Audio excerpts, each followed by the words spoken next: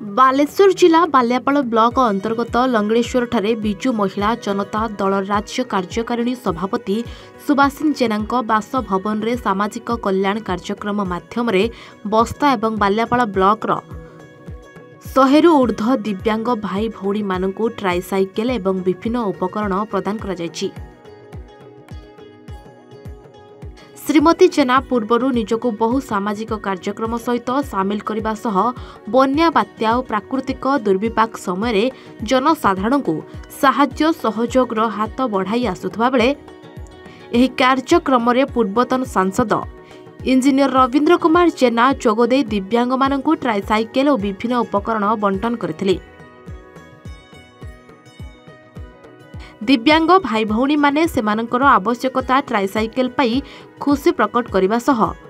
सुभाषिनी जेना को अशेष धन्यवाद देछंती। सुभाषिनी जेना मु जेते बेले गाँ गाँ रे बुले लोकंक पाखक जाए मु देखे आम अंचल बहु गुरुजन माने एवं भाई भौणी माने जो मैंने दिव्यांग अच्छा मत नवेदन करी जे आमको गोटे चेयर आणिक दियो ताकू आखि आगे रखिकी आजिकार कार्यक्रम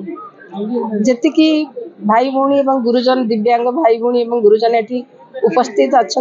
आम समस्त को चेयर प्रदान करिछु। आज देखो आम जन्ममाटी लंगड़ेश्वर गोटे गृह प्रवेश कार्यक्रम थिला। एही परिप्रेक्षी में प्रथम दिन में गोटे सामाजिक कार्यक्रम हाथ को नहीं बस्ता बालियापाल निर्वाचन मंडल बहु बंधुंकर अनुरोध थिला जे आम अंचल बहु दिव्यांग अच्छा जहाँ को साहाय्य आवश्यकता रही से परिप्रेक्षी में पाखापाखि 70 जन आज ट्राइसाइकल नौकरी परवर्ती पर्यायर आउ जो मानकर रिक्वायरमेंट थी आम जानले पाखे नहीं आम पहुँचबू से आज ये कार्यक्रम। बालियापाल रश्मिधर प्रधान का रिपोर्ट A1 ओडिशा।